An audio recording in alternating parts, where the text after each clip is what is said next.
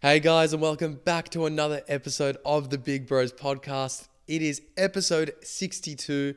Jeremy, how are we? I'm well, mate. How are you? I'm well, except my voice is a little bit croaky. So for all the listeners, I do apologize in advance. It's all right. You still sound beautiful to me, mate. Oh, we love that. We love when men are very kind and give compliments, don't we? Absolutely. It's very loving, isn't it? It's very loving. Which leads us into this week's topic. So we wanted to talk about rushing to find love. You know, the feeling of rushing to find love, especially in your 20s. It's something that I've felt. Maybe perhaps something that you felt. I mean, you've been in a long-term relationship now, but I know I've definitely felt this way, have friends that have felt this way. It's that dance between wanting to be single one day and then really wanting a relationship the next day, and then going through a phase where, you know what, you actually really, really want a relationship, and then you think, oh, but you know what, being single's good because like I can focus on myself as well. It's that constant mental versus heart turmoil. But I feel like there is a certain age in your 20s, maybe around this age, like the mid-20s, where you become a little bit more intentional with that wanting to find love, wanting to find that serious love. And that can be detrimental if not done in the right way, if you're too desperate. When I conceptualize the topic of rushing to find love in your 20s, I don't think of it from mid-20s. I think of it from early 20s, late adolescence. Because my idea, and maybe speaking a little bit from personal experience, you're not necessarily trying to find love in your early 20s. At least from a male perspective, maybe not as much, but you want a bit more experience on what it's like to be with a girl. You want to know what it's like to be in a relationship. And maybe, sure, you want love and you want something to develop, but that might not necessarily be your first priority. Your first priority is getting that sexual experience, perhaps. And I think that can lead to, you set yourself up for disaster a little bit because you have a different conceptualization of love when you're younger versus what I think it is now. And then even when we're 30s and 40s, I reckon our conceptualization of love is going to change as well. How did you conceptualize love in your late teens versus conceptualizing now at 24 years old? I think when I was younger, especially late teens, I conceptualized love as this, viewing your partner in rose-colored glasses. They're a flawless person. There's no fault about them. And, it's very much that honeymoon-esque version of love. It's the, always wanting to see them, always happy to see them. It's the same part of your brain that's activated when you do cocaine. I know I'm bringing up a very rogue example, but it's true. It's a very addictive... Love is a drug. Love is a drug, and that's what it feels like. And I think that's what my perception of love was when I was younger, as it is for so many people. Nowadays, it's probably a little bit different because I'm in a long-term relationship. The honeymoon, like with every relationship, wears off, and you realize love is an action verb. Loving someone is easy because you want to love them, but it's more specifically to the fact that you love the person and you do things for them because it makes them happy, even on days where you don't want to do certain things and maybe you're stressed out about your own personal life. You do conscious and you make conscious decisions every day to try and nurture that love, to keep it growing, to Matthew, make it... yeah, sorry to interject there, mate, but it just reminds me how Matthew Hussey talks about that really well when asked by people, how do I know if I'm in love? Is love just a feeling? We always hear about love being just a feeling, but he's big on talking about love isn't just a feeling. It's an action, and you need to actualize that love and you need to make that love happen, which is exactly what you're talking about here. That's precisely what it is. And I think everyone has a conceptualization of what I mean by love as an action verb. It's doing things that you don't want to do from a pure desire level. I think that's the ultimate form of love. It's doing things that are important for the sake of the relationship. It becomes far more of a responsibility. That is the ultimate form of love. Because doing things when it's easy, when the attraction's there, the attraction's still there, if you maintain it, right? But at the start, it's easy because it's not familiar. And when something's not familiar, there's mystery to it. But over time, you just need to make a conscious effort. And I think that's the sexiest form of love. I think that's true love. Yeah, exactly. It's doing things not necessarily for the short term, but for the long-term gratification as well. Because in that short term, you might not always feel like you want to be doing those actions, like you just said. And that's just part of being in a relationship and being in a partnership with someone, is putting up a front and giving them your best effort, even in the times where you might not want to. That's true love, isn't it? Yep. When we think about the pressure to find love in our 20s, in our early 20s, in our mid 20s, where do you feel that pressure comes from? Because for me, when I think about it, I'm looking around now and I'm single and I'm seeing a lot of my friends in relationships, and that's definitely a pressure that people can feel. They can feel it from seeing their friends in a relationship, and they want that. They're not jealous of it, but they're envious of it. They want that. They feel maybe a bit alone. So I think there's the pressure from your friends, pressure from family too. Where do you find that? I mean, firstly, did you ever experience that pressure to find love? And secondly, if so, where was it? No, I didn't. But I think my experience as a guy is very different to girls. I think generally speaking, girls have a bigger pressure, especially from a younger age, to find someone, to get married, to have kids. It was far more the traditional sense. I mean, I'm 24 now and I've been nearly in a 3-year relationship at 21. I don't think many people are going to be pressuring their 21-year-old son to, go get hitched or anything like that. So I never experienced that pressure. I entered a relationship because I wanted to, not because I felt the pressure. But it's hard to say how I would behave if I was single. Perhaps I would lean into that pressure a little bit more. Maybe not at 24, because I'd like to think I'd have a bit more of a thinking head on my shoulders. But to answer your question, I think where it does come from generally is family as well.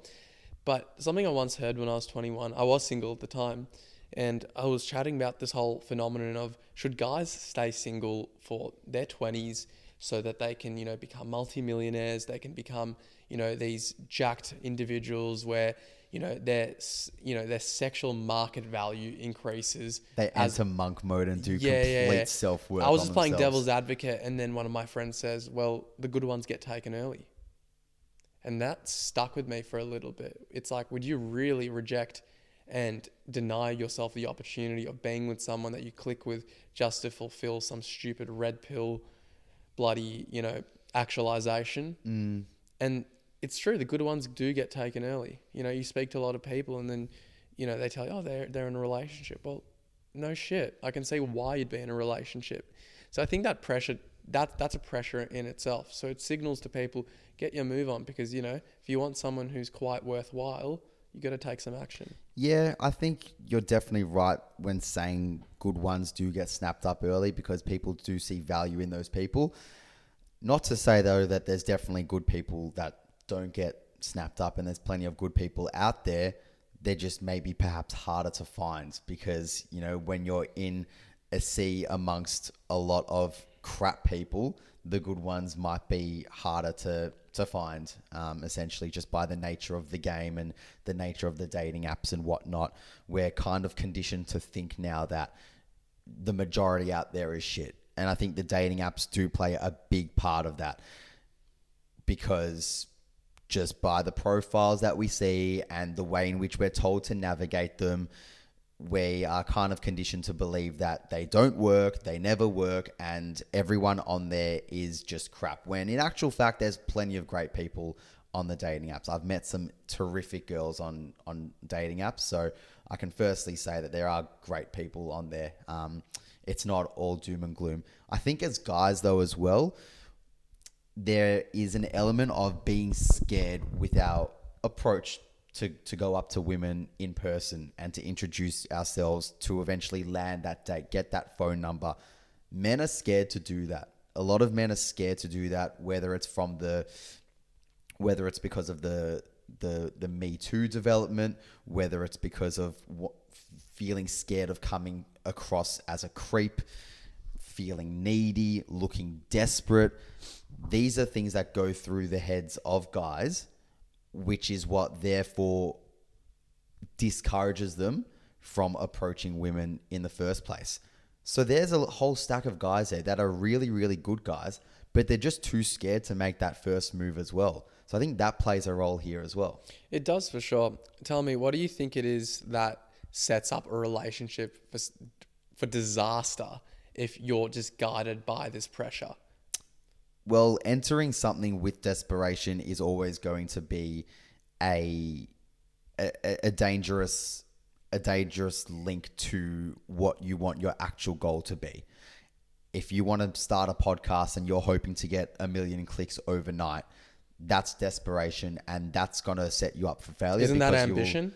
No, because I think it's the mentality, which is where your ambition lies. If you're expecting something great to come quickly, that is an unhealthy ambition. That is an unhealthy mentality. So I wouldn't even call that ambitious. And it's the same for a relationship as it would be for that hobby, that side hustle, that job. If you want to get into a relationship really fucking badly and you're going on a night out and approaching as many people as you can just for the hope of getting a number and getting a date, that's desperation. And that comes off in your body language with the person. It comes off in your conversation with them. When you're desperate, people feel that. People can feel the urge, the innate urge in you to want to rush into something, whether that's the desire to wanting to rush into intimacy, the desire of wanting to rush into just dating culture with the person. People can feel that. People can sense the lack of patience. That's where desperation comes in, is felt, and will definitely set you up for failure. You won't enter something healthy for yourself or for that person, and it's just going to break down. A nice analogy is like going to the supermarket when you're really, really hungry. You're typically going to be feeling angry. You're going to be feeling frustrated. You're going to be reaching for the unhealthy items, for the junk food, because that's what you want when you're feeling desperate for hunger, when you're feeling really angry and frustrated. You want the quick fix. You want the quick adrenaline. You want the quick dopamine fix. It's the same for entering a relationship. If you're desperate, you're going to enter something that's unhealthy for you in the same way. Yeah, but what do you say to those people who are feeling the pressure and, it's all their friends are in, long-term relationships. They've been on the dating apps, they're going on dates, and they are desperate. Like, it'd be stupid to admit that they're not, but they want a relationship for all the right reasons. They want to share they want to share their life with someone else. They're not a codependent person. They've got a lot of stuff going for them. They want a relationship for all the right reasons. What would you say to that sort of person? Because they're probably going to feel a little bit desperate as well, naturally. I think a desperate person wouldn't have the mentality of, woe is me, I don't have a relationship right now. What the fuck am I doing wrong? Yeah, but they might not have a victim mindset. You can be desperate for something we're humans. We're going to have desperate, like if you haven't eaten all day, you might be desperate for food. You might not act like a victim about it. You're like, I'm starving, I need food, but like... Good point. It's like, desperation's a very normal human reality. And I think in a dating context, you want to kind of turn that perception down because, as you said, you're right. You're completely spot on when you say people can smell desperation from a mile away. But to pretend as though we have to get rid of this emotion, I don't think you have to get rid of it. It's just acknowledge it's there, but ask yourself why you're going for a relationship in the first place. So if you're going for it because everyone else is doing it and you don't know what you actually want, that's a no-no. But if you're desperate, but you want a relationship for all the right reasons, then that's fine. I don't think there's anything wrong with that. Yeah, it's more the question of what do you do when you're there for the right reasons, you feel confident that you've done the self-work and things just aren't clicking. What do? You just try. I think you just keep trying. Yeah. Keep trying. That's all you can do. Keep working on yourself. Keep making yourself a better person every day because people pick up on that. People can sense people that do the good self-work on them, that are driven, that are motivated, that are just good overall human beings. That can be felt very, very quickly from early interactions. So if this is you and you're single and you're listening, I can relate because I feel the exact same way. I'm 24, I'm single. I think I'm a semi-decent bloke. And you're all right. You're all right, mate. And I ask myself the same question. But what do? You just keep trying. You keep trying. You keep putting yourself out there. Keep treating people the way you want to be treated. I think that's important because it's very easy to start getting really frustrated and getting frustrated in your conversations with people when things haven't been clicking for you. You know, you can be such a good person, but that little inkling of really wanting something badly can come through in your conversation with someone, and that can be enough to deter them away, in the sense that they just feel like you just want something really quickly at the click of your fingers. Things take time. Patience is the best thing for you right now. So be patient. The right person will pick up on your energy of being a good person. If it's meant for you, it'll be for you. Absolutely, it'll be for you. It won't pass you by if it's meant for you. Is it better to be single when you're younger and, just work on yourself? Or is it okay to enter a relationship because you want experience? There's both. You have to work on yourself. You will also continue to work on yourself in a relationship, but you need to do the work before you enter a relationship, the self-work, the work that your partner should not ever be responsible for. You need to make sure that you do it before entering that next relationship. I've definitely been in things in the past where the person perhaps didn't do the self-work that they should have done. At least I felt that way. And then I felt like a lot of that became hard in the relationship, because I felt like I then needed to become a little bit responsible for that, in dealing with that, in making that get better. You are never responsible for someone else's lack of self-work. They are completely and utterly responsible for that. And if they fail to acknowledge that and they make their problems into your problems, that's completely selfish and doing a disservice to the entire relationship, not just to them, not just to you, but everyone involved, every stakeholder involved. Every emotion that you're feeling it's just going to be heightened for it as well. So there's an element of, being single and working on yourself, but also knowing that when you are in a relationship, you will continue to do that.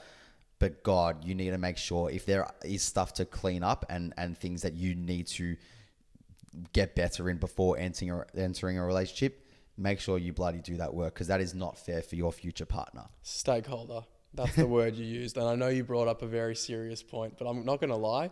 I agree with everything you've said, but just the term stakeholder, as if, it's a man and a woman, it's two business partners, two corporations, two stakeholders. Well, when I say stakeholders, I'm not only talking about the two in the relationship together. I'm talking about, your friends that you're going to be interacting with, the family members. You're going to be interacting with her family. She's going to be interacting with your family. And if self-work hasn't been done and that's affecting, the partner, it'll also affect the friends. It'll also affect the family. It'll affect the people closest to them. So this is where it comes back to, when you're dating the girl, you're dating the family as well. And when she's dating you, she's dating your family as well. That's how at least I feel that way, because family is really important to me. Okay, so I think what you've just said there about stakeholders and co is very relevant and very true for, I think, people more our age. When I'm thinking of an 18, 19-year-old who's never had a boyfriend or a girlfriend and they don't know what to do, instead of taking this prescriptive advice of, stay single or get into a relationship, my advice is do what feels right for you. What that means is, if you feel like you want to enter a relationship and perhaps you don't have the expectation of wanting to find love, but you just want to experience and experiment a little, and you're 17, 18, and that feels right to you, go for it. You're going to learn so much from that. I think Chris Williamson spoke about it, and he's a bit like a god. He's a bit like our version of Jesus Christ, because there's some stuff he says which is just, it's almost too obvious, but it's true. And I think I'm kind of glad I did what I felt was right when I was younger. I mean, my first relationship, I got cheated on. It went up in flames. I don't regret the decision of going for that relationship, because in hindsight it was dumb, but the amount of things I learned just because I felt it was... What makes you think it was dumb? Well, at the time, as in hindsight, you look at all the reasons that we can plug the episode. I think it was episode 8, how to deal with heartbreak. Not sure on the numbers, but there's an episode. There's an on it. episode about it. I touch all the reasons why I thought it was dumb at the time. But the point I'm trying to make is I think a lot of people said, it was a long distance relationship. 18, 19-year-old boys are going to be telling you, why are you doing that?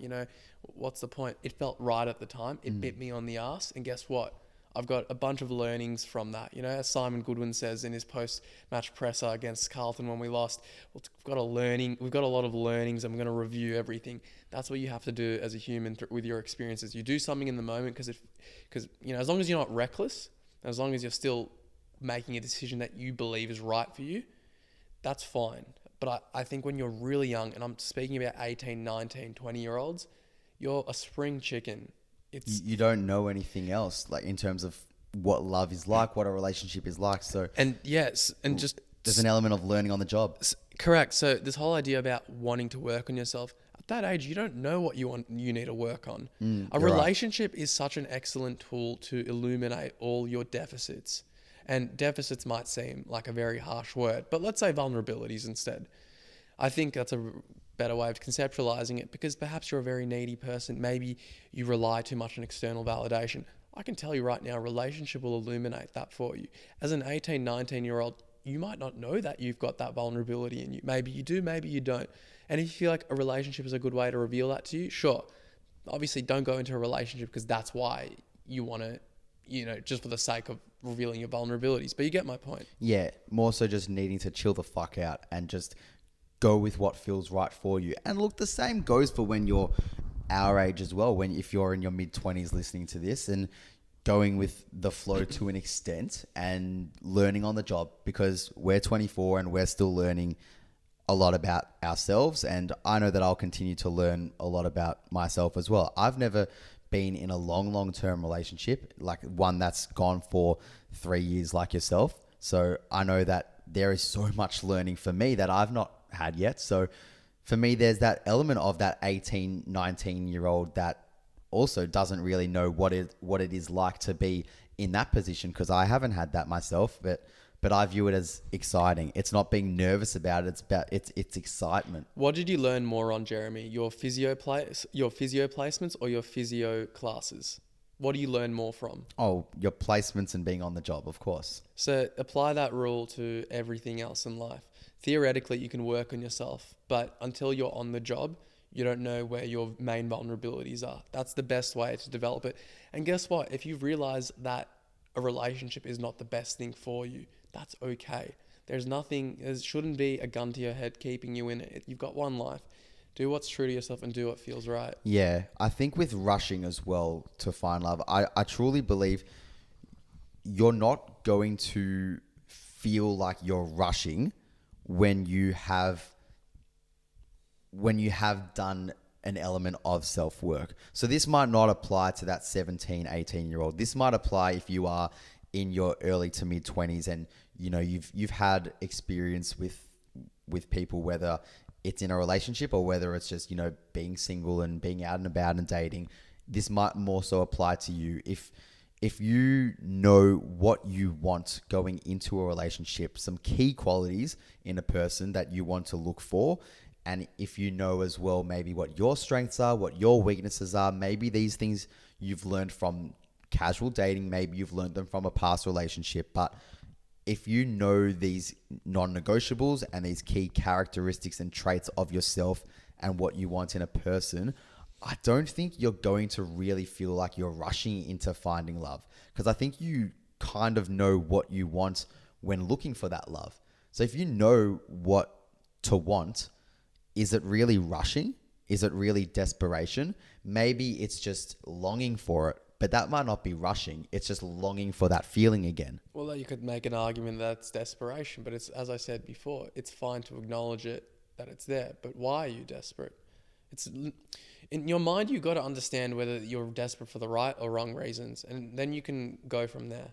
I really do believe in that, because I know we're revisiting an old point, but it's you're going to have moments in life where you are longing for something and for the right reasons. So I don't think there's anything necessarily an issue with that. Something I want to talk to you though about, and we've seen it in our friends, is the whole idea that they've, I'm not going to name anyone, but we've got friends who have rushed into things and they've built up a fantasy of what a relationship should be like, only for them to realize that it's not like, it's not what they envisioned it to be. And the world kind of comes crashing down. And I don't think it's necessarily anything wrong that they entered the relationship in the first place. I actually don't even have issue with them having a certain conceptualization of it, because if they haven't experienced anything else, how else would they know? So I don't think your 20s is great in that respect, because if you are feeling like you're rushing to find love and you find someone and you realize they're not for you and you're not on the same page, that's a brilliant thing. Better to make that mistake and rush into love early, realize you've screwed up, and then leave and review it. Yeah, I think there's beauty in knowing, like you said, you're in your 20s. We're in our 20s. We're so young. So it's not the end of the world. I mean, you can be in a relationship now for 7 years, it ends, and you will hopefully find another person that will love you. There'll be of course other people that will love you out there and that you will love. The concept of the one, I've never believed in. I don't believe in the one. I think there are many ones. There are many people that are good for us. There are many people that are good for you as well. You will love many people in your life, just like there are many friends that you love. There are many people that you can love romantically too. So don't be fixated on the one. If there has been that one, that potentially broke your heart or you broke their heart, there are other people out there. There is hope. And it's once you recognize that, then you're able to detach in a organic way from that. Ask yourself why you felt so attached in the first place, and then feel the feelings, go through it before cracking on to the next one. And I think that's important. We're 20. There's so much time ahead of us. We need to chill the fuck out a little bit. Yeah, and the thing is, we had this discussion before, and if you wouldn't mind, I hope you're not going to get shitty with me sharing this, but the fact that you're single, right? I'm in a relationship, and I was like to you, at what point do you trade up the fun of being single? And not necessarily because you want to get with random people, but more so the freedom of not being accountable for someone else, or being accountable to someone else rather. And I made the point that at a certain age, you're going to have to make that decision. And that's fine. I think there's no wrong or right answer. Because for me, maybe I'm happy with, being accountable towards someone else at a younger age. And that's just me. But I think it's personal preference, because I'm doing what feels right and you're doing what feels right to you. Yeah, absolutely. And I don't think anyone should ever shun you for that as well. Yeah, it goes back to a kind of a theme we've been talking about the last few weeks, which is your timeline is different to someone else's timeline. So don't feel pressured to find love. It'll happen in due course. There will be people out there that are in the exact same position as you. There are people out there in the exact same position as you. So it'll happen for you when it's meant to. And I'm a true believer that nothing passes you by that is meant to pass you by. If it's meant for you, you will know about it and it'll be there. So let's all relax. We will all find our love, all us single people out there. It'll all happen in due course. So we hope you, on that note, have taken some nice messages away from this topic. And you love yourself first and foremost. That's the only person you should love before anyone else is yourself. Yeah. A cliche because it's true. It's a beautiful truism. On that note, thanks for listening, guys. And if you've enjoyed, please share it with someone else that you feel like will take a fair bit away from it as well. And we would love to hear from you. So ask us a few questions about this. We're all ears, and we love hearing your responses. Have a good week, everyone, and we will see you on the next one. See ya.